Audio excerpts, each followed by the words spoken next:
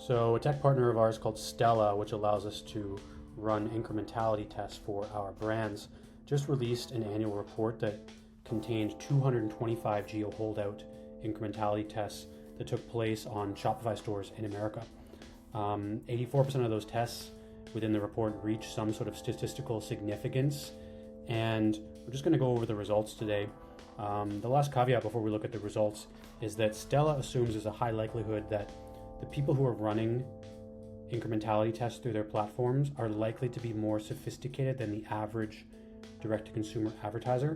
So that actually might inflate the quality of the results, just because they're being done by more mature, more sophisticated paid marketers.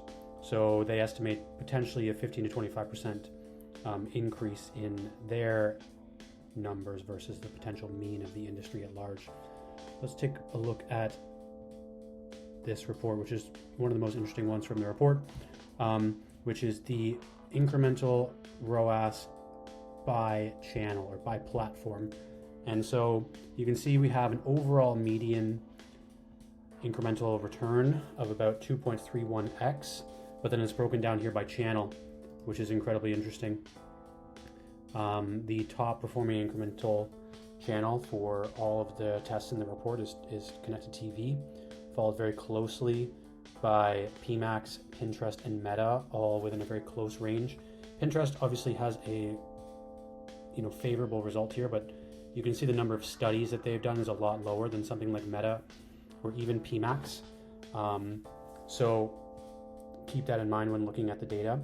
And interestingly, there's stuff to glean here.